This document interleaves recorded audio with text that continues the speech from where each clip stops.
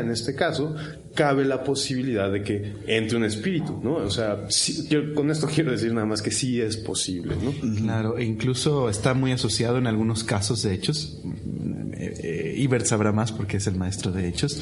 Están relacionados con el ocultismo, ¿no? Gente que quizás abre puertas a través de... Sí, digo, yo estoy seguro de que la posesión demoníaca existe porque a mí me tocó ver una persona que pues tenía un inquilino adentro realmente, ¿no? Y cosas que no podría explicar. Y no era una solitaria. No era una tenia. No tenía una tenia, sino realmente era un caso y fue feo, fue realmente difícil. Y creo que tiene que ver con un poco brujería, ¿no? Hechicería. La Biblia, cuando habla de hechicería, en muchos casos en el Nuevo Testamento utiliza la palabra farmakeia, que habla de fármacos, y lo que el día de hoy a lo mejor llamaríamos como drogas. En muchos sentidos, los brujos en aquella época entraban como en trance, pues consumiendo ciertas sustancias, y eso abría puertas. Y el día de hoy tenemos pues muchas sustancias que estamos consumiendo en nuestro cuerpo, drogas, cigarro, alcohol, que creo que abren puertas a eso. Entonces una persona que es inconversa definitivamente sí creo que está abriendo puertas porque es guiado por este patrón, siguiendo la corriente de este mundo, y puede realmente abrir una puerta en su vida a recibir un demonio y que resida en él, ¿no? Podemos entender que realmente el ser humano está hecho así, ha sido formado para poder tener un espíritu dentro de él, ¿no? En este caso, lo mejor que Dios quiere es que sea el espíritu de él viviendo en nosotros, pero el ser humano tiene esta capacidad, si así lo quieren llamar, de ser poseído espiritualmente, ¿no? Que la mejor...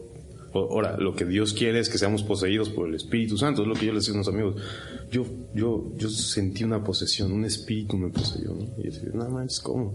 Y ya les platicas que realmente el espíritu que no el navideño, no el espíritu navideño. Exacto, el espíritu que me poseyó pues fue el Espíritu Santo. Realmente tengo un espíritu viviendo dentro de mí. Es lo que les decía, tengo un espíritu viviendo dentro de mí. Luego, lo que hablo no lo hablo por mí, porque hay un espíritu que me dice cosas que diga, ¿no? Y ya les dice que realmente es el Espíritu Santo. Pero quiero decir, el ser humano tiene esta capacidad de albergar un espíritu. Está diseñado así por Dios porque su intención es que el Espíritu Santo nos posea, ¿no? Okay.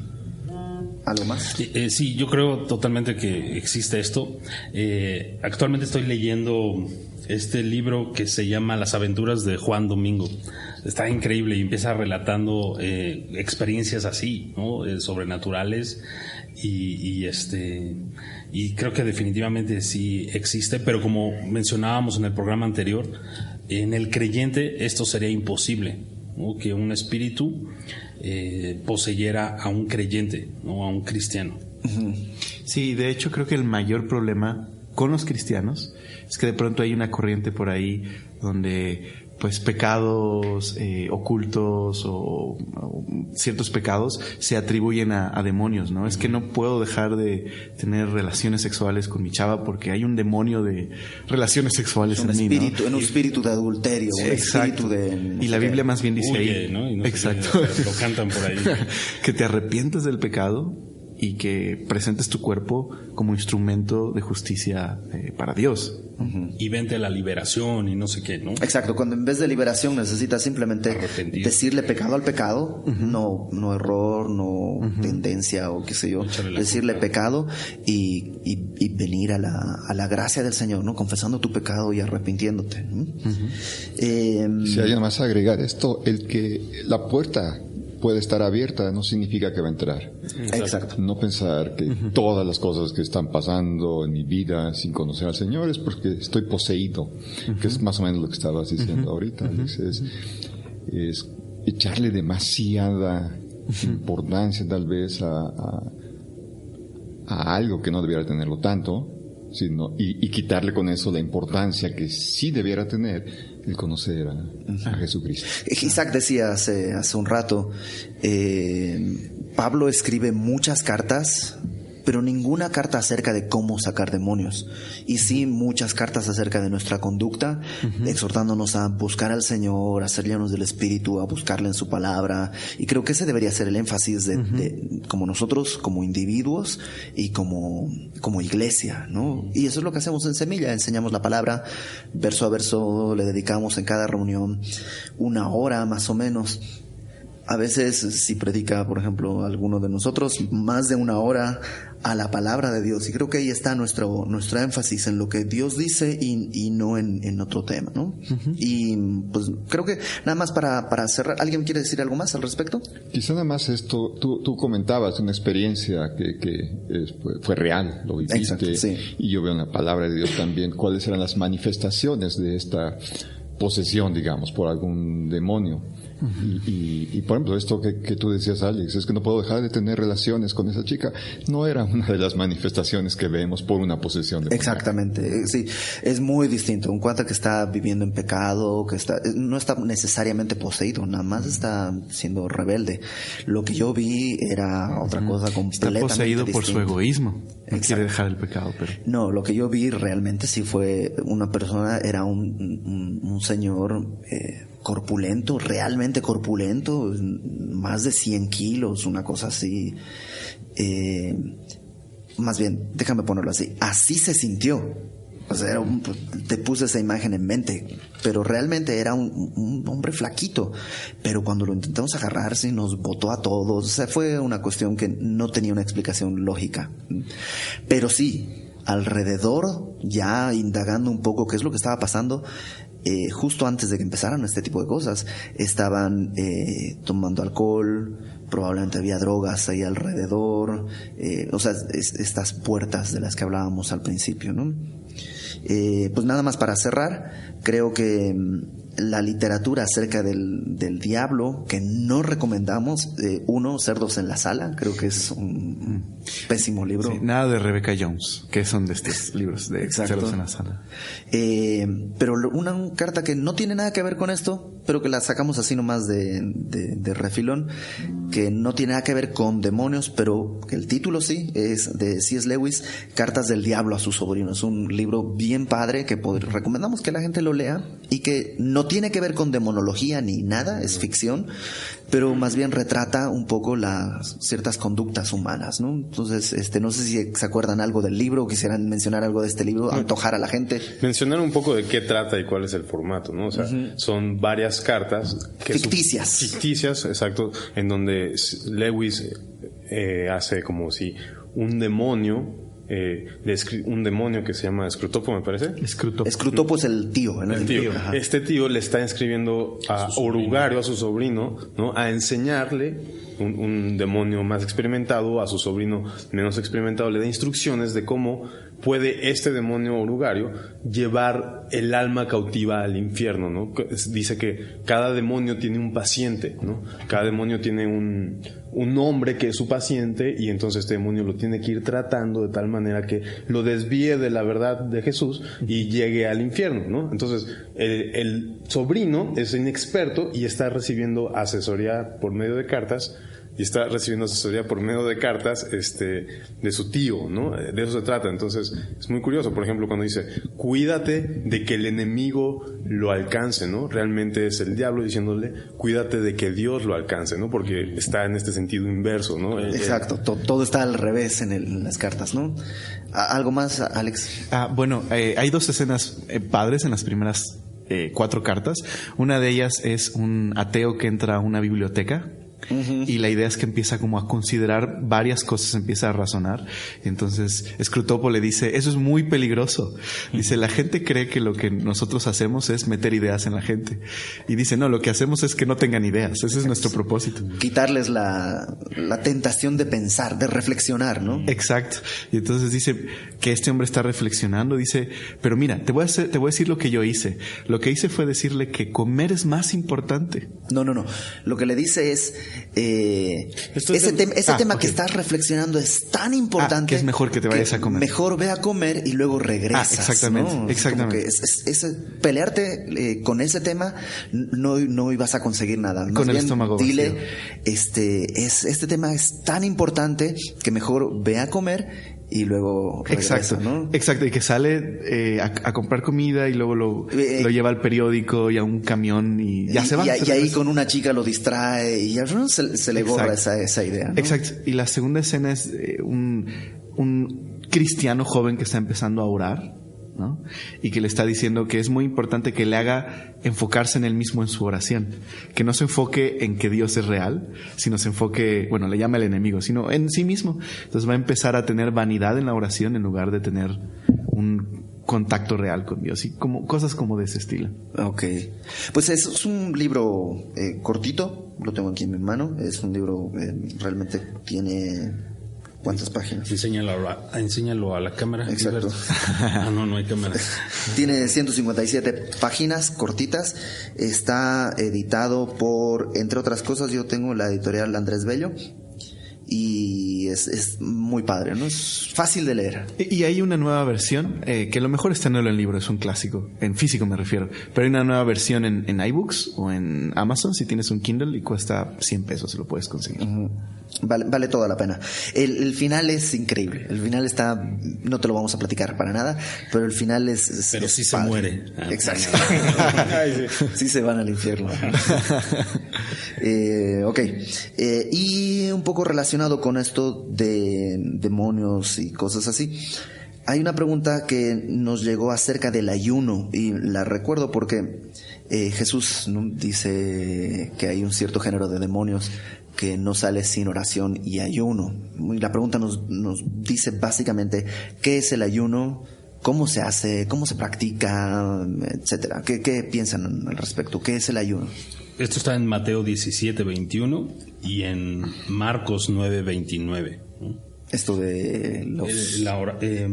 exacto, los demonios, ¿no? Este género que no género, sale. Ajá, solo sale con oración y ayuno. Que no son los solteros, por cierto. Que a veces tampoco salen con oración y ayuno. Solo con rifa. Ayuno que no sale ni con oración ni ayuno. Ayuno. No, ¿qué es el ayuno? ¿Qué es el ayuno? ¿Qué es lo que consideran acerca del ayuno? Yo creo que esto del ayuno, Pablo lo explica muy bien en 1 Corintios 9, ¿no? Dice así, en el 9:26, así que yo de esta manera corro, no como la aventura, de esta manera peleo, no como quien golpea al aire, sino que golpeo mi cuerpo y lo pongo en servidumbre, no sea que habiendo sido heraldo para otros, yo mismo venga a ser eliminado, ¿no? Entonces, esta idea de que usa el cuerpo a su favor, ¿no? Está usando su cuerpo a su favor para utilizarlo como una herramienta para crecer en santidad, ¿no? Y creo que básicamente el ayuno es eso, este momento en donde utilizas a tu cuerpo y a tus deseos carnales al revés, ¿no? O sea, como una herramienta para poder crecer en santidad. Lo sometes como... lo más clásico es dejar de comer, ¿no? Es como, hay varios tipos de ayuno, no solo ayuno. Pero lo más clásico es dejar de comer y básicamente cada vez que te tuerce la tripa es un recordatorio de tienes que orar, ¿no? Es como... Alguien lo definía como, por ejemplo, comer no es malo en sí mismo, digo, es una necesidad. Es necesario, ¿no? Lo recomendamos ampliamente. Si no comes, pues, no te vas a acostumbrar al hambre, decía alguien por ahí. Pero hay un punto en el que tú lo que quieres es incluso estas necesidades físicas dejarlas a un lado para buscar al Señor, ¿no? Desengancharte del mundo y engancharte en el Señor. Y creo que es bueno un momento.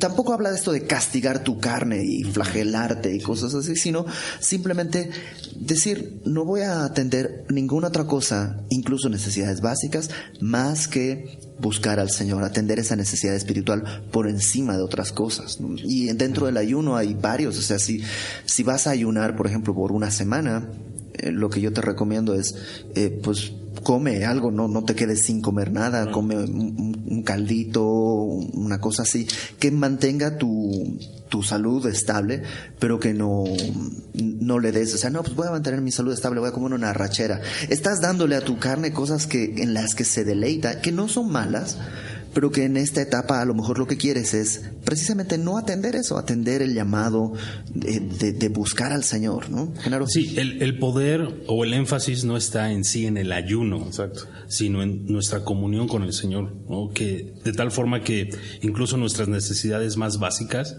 las hacemos a un lado para entonces poder tener comunión, ¿no? Más directa, más como más directa con el Señor, en cuanto rica. Más rica, ¿no? No más directa, más rica.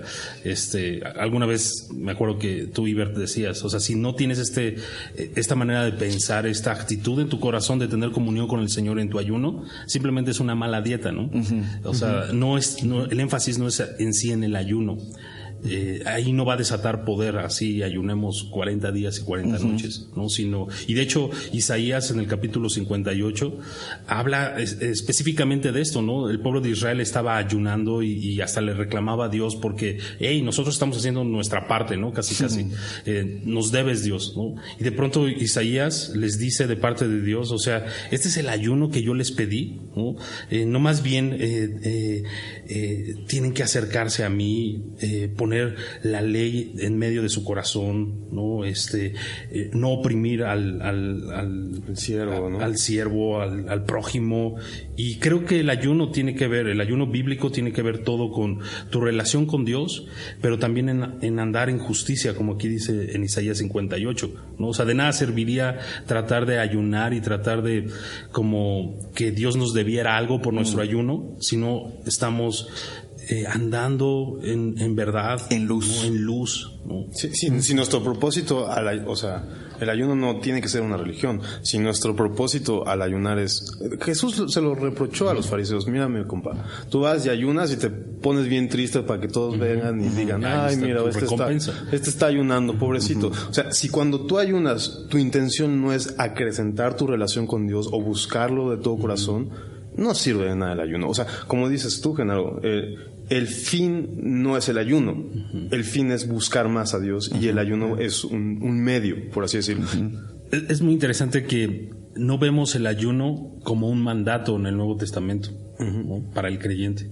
Pero sí es una respuesta de adoración. Pero en Mateo 5 es interesante que Jesús dice, cuando ayunéis, no seáis austeros como los hipócritas. No dice, si ayunas, ¿no? Si algún día ayunas, porque Jesús da por hecho que es una necesidad, ¿no? Que es parte, es como orar. También dice, cuando ores, haz esto y haz esto. No dice, si oras, porque es parte de nuestra necesidad. Exacto, no es un mandato, sino es una necesidad para buscar al Señor de una manera más libre, digamos. Creo que una buena manera de verlo, como lo han mencionado ustedes, y la imagen que puso Isaac, es que los cristianos debemos vernos también como atletas en una carrera, y es como una especie de ejercicio o disciplina espiritual que es bueno practicarla de vez en cuando para mantenernos enfocados en el Señor.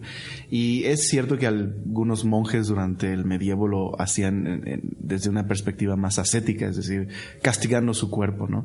Pero nosotros más bien lo queremos hacer como lo expresan, para disciplinarnos en nuestra relación con el Señor, en nuestro compromiso con Él. Y es bueno. Y a lo mejor no tienes que solo dejar de comer. A lo mejor el día de hoy puedes apagar la tele y desconectar Twitter y Facebook por una semana y solo buscar... Ayunar de Twitter, digamos, de Facebook, ¿no? Exacto. César, tú tienes... Lo estaba leyendo ahorita precisamente aquí en Isaías 58 y dice en el verso 6, no es más bien el ayuno que yo escogí, ¿no? Dice Jehová, desatar las ligaduras de impiedad, soltar las cargas de opresión, dejar ir libres a los quebrantados, que rompáis todo yugo. No es que partas tu pan con el hambriento y a los pobres errantes albergues en casa, que cuando veas al desnudo lo cubras y no te escondas de tu hermano. Si no, ninguno de estos dice, el ayuno que yo escogí es que dejes de comer. Exacto. Necesariamente. Es como una forma de... El ayuno dejando de comer, digamos, es simplemente podría ser el comienzo, ¿no? Pero no es el fin. No va a haber ningún resultado si no hay algo, como otras cosas, ¿no? No se trata de un acto externo, sino de una actitud del corazón, ¿no? Que evidentemente en algún momento se va a traducir en un acto externo. Exacto. Sí, claro, es como un atleta que deja ciertas cosas en una temporada porque está entrenando o hace cierto ejercicio para un fin. Ese solo es el medio para alcanzar un fin, que es la carrera, que en este caso nosotros estamos en un maratón de la vida cristiana. Entonces eso solo es un medio para llegar a un fin, no un fin en sí mismo. Y un poco, no sé, recordar este pasaje de cuando van con Jesús y le preguntan ¿por qué tus discípulos no ayunan? Y los de Juan sí, ¿no? Los Juan el Bautista sí. Y Jesús explica, porque ahorita estoy con ellos, ¿no? No hay una necesidad de acrecentar mi relación con ellos, porque ahorita estoy con ellos, ¿no? Otra vez, esta idea de el ayuno tiene que ver con buscarle. Con buscarle. Entonces Jesús dice, pues ahorita no tienen que buscar porque estoy con ellos, no tienen por qué ayunar, pero va a haber momentos en donde me van a tener que buscar, en donde ellos ayunarán. ¿Me explico? Entonces tiene que ver con esto de si ayunas es porque tienes la intención de buscarme. ¿Qué momentos serían idóneos para el ayuno para un creyente? Creo que uno, cuando vayas a tomar decisiones muy importantes, creo que es un buen consejo pasar tiempo, ayunar, orar, buscar el rostro de Dios. Nehemías capítulo 1. Nehemías capítulo 1, ¿no? Por ejemplo, Jesús ayunó cuando iba a escoger a sus discípulos, ¿no? De Jesús ayunó, imagínate la necesidad que tenemos nosotros. Igual de ayunar. Sí, hay gente que conozco que tiene una disciplina de ayunar una vez a la semana, ¿no? Ponte los martes o los jueves, el día que sea, lo tiene como un día de ayuno, ¿no? Hay gente que ayuna un par de días al mes o al semestre, ¿no? Y creo que es importante comenzar a desarrollar esto. No cuenta el sentido que, híjole, hoy no voy a tener tiempo de ir a comer, ¿no? Entonces, cuéntamelo como ayuno. Híjole, salí tarde, llegué, no me dio tiempo de desayunar, voy a llegar para el trabajo, pues voy a aprovechar para ayunar el día de hoy, ¿no? Entonces, porque no se trata de que, o a veces, no, estaba ayunando y me olvidé y me comí una papa frita y eché a perder mi ayuno. O sea, Dios no está contando así cuántas calorías realmente están ahí, ¿no? Y es que eso lo podrías, como lo expresas, lo puedes hacer con una motivación egoísta, porque no solamente, digámoslo así, en el cristianismo se ayuna, o sea, en muchas otras religiones orientales se ayuna, pero no es la cuestión solo de dejar de comer en sí mismo, sino el buscar a Dios. No te hace más espiritual, no te hace más santo que otros cristianos, solo es un medio para buscar al Señor, depender de Él, buscarle en decisiones importantes. Y incluso cuando somos tentados o cuando vemos claramente una realidad espiritual, ¿no? Como dice Pablo en Efesios capítulo 6, que existe esta realidad, esta guerra espiritual en el creyente, y de pronto en esos tiempos, ¿no? Es súper aconsejable ayunar y buscar el rostro de Dios. Muchas de nuestras consejerías, ¿no? Es así, sería padrísimo decirles, pues ¿sabes qué? Lo que necesitas es ir, orar y ayunar y que Dios te dé dirección y te dé restauración y todo, ¿no? Particularmente yo tengo 2 momentos bien claves en mi vida en que literal sentí que Dios me estaba diciendo, hijo, o ayunas o te vas a desgastar tratando de estrellarte contra la pared y la puerta está del otro lado, pero tienes que ayunar y buscarme para que te muestre cómo va. Y estas 2 veces bien claras, he ayunado más veces, pero estas 2 veces la respuesta vino rápido, claro, y fue mucho mejor de lo que yo había estado buscando, ¿no? Estábamos en Isaías, precisamente después de decir, Jehová, ¿no es este el ayuno? Dice en el verso 8, entonces nacerá tu luz como el alba, y tu salvación se dejará ver pronto. Wow. Más adelante, entonces invocarás y te oirá Jehová, clamarás. Eso que están diciendo. A veces nos distraemos, ¿no? Como digo, yo no tengo ese anhelo de la comida. La comida a mí como que me da más o menos igual. Pero sí hay gente que dice, híjole, la lasaña o el mole o no sé qué. Y es parte de eso, ¿no? ¿Sabes qué? No es malo, pero hay un momento en tu vida en que puedes hacer a un lado esos deseos que no son malos, pero hazlo a un lado para buscarme, ¿no? y dejar de distraernos. Entonces a lo mejor el consejo sería, ¿qué es lo que te está distrayendo de tu relación con el Señor? ¿Por qué no ayunas de eso un tiempo? Tele, internet, una relación con amigos, etcétera, ¿no? Okay. Nada más creo que podríamos cerrar, ¿nos da tiempo de rápidamente revisar una pregunta que nos hicieron, que tiene que ver con Santiago, Santiago capítulo 3, y ya con esto terminaríamos, creo que todas las preguntas de este estilo que nos han llegado hasta el día de hoy.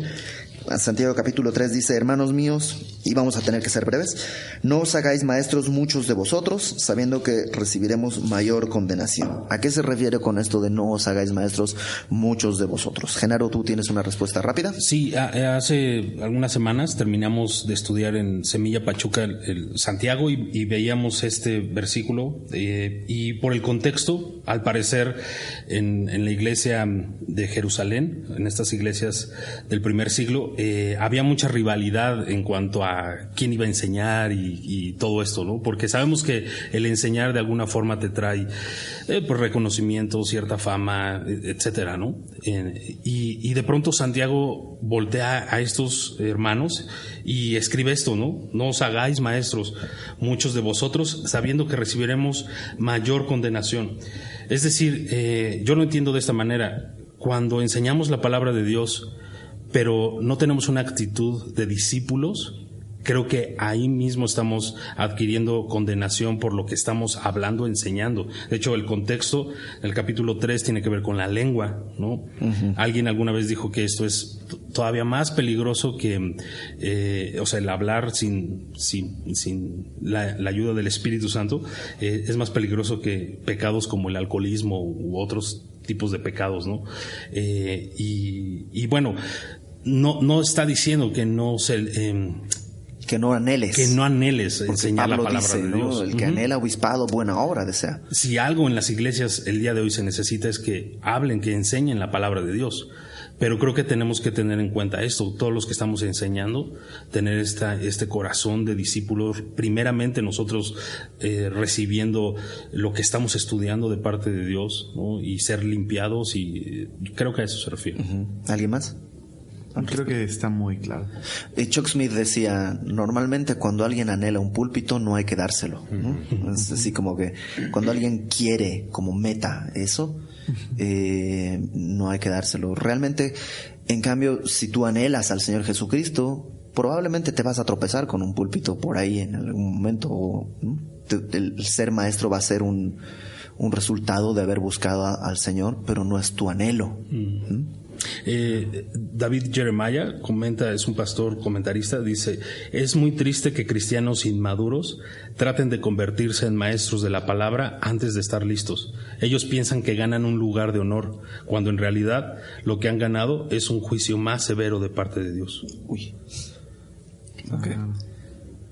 Un minuto de silencio por esa declaración. No, sí, está cañón, porque literalmente puedes hacer errar a personas, ¿no? Y dice Jesús, mejor aviéntate ahorcado de una piedra molina al río que hacer errar a otras personas con lo que dices, ¿no? Entonces sí es fuerte el utilizar tus palabras entre comillas, en el nombre de Dios, y lo que sucede es, pues, puede ser muy feo. Exacto, eso. Sí, no te hagas maestro. Efesios 4, en el verso 11, hablando de Jesús, dice: y él mismo constituyó a unos apóstoles, a otros profetas, a otros evangelistas, a otros pastores y maestros. Uh-huh. No te hagas tú maestro, deja que él sea. Claro. Es más, el mismo Jesús durante años asistió a la sinagoga, era su costumbre, y nunca, o sea, no nos dice la escritura, ¿verdad? Pero nunca interrumpió un sermón y se paró y dijo, oye, escribió. Exacto. Y de hecho, en esa época, cuando le tocó leer el rollo de Isaías, pues dijo un hombre, un libro es un dolor de cabeza, porque realmente era un rollo enorme, no estaba en códice del libro como el día de hoy. Entonces, no había versículos. Entonces, imagínate, tenían que estudiar diligentemente y conocer lo que decía el rollo completo. Entonces, implica preparación, estudio, diligencia y sobre todo, como dijo Genaro, actitud de primero ser enseñados por Dios y practicarlo. No había versículos, no había capítulos y además estaba en hebreo. Exacto. Todo, o en griego, ¿no? La Septuaginta, que para nosotros es más o menos lo mismo. Exacto. Sí, hebreo, el griego, coreano y el hebreo chino, es igual. sí, para palitos y bolitas. Ok, pues con esto terminamos el programa del día de hoy. Fe de ratas. Cuando al final de la primera pregunta se escucha vehementemente, Nada de Rebecca Jones. debe oírse. Nada de Rebecca Brown. Además, en la despedida del programa, donde se oye... Nos despedimos una vez más con la canción Luz de Audifunk. Debe oírse. Nos despedimos una vez más con la canción Mi fiel pastor de Audifunk. Y aquí, al final del programa, donde se oye. Y aquí, al final del programa, debe oírse.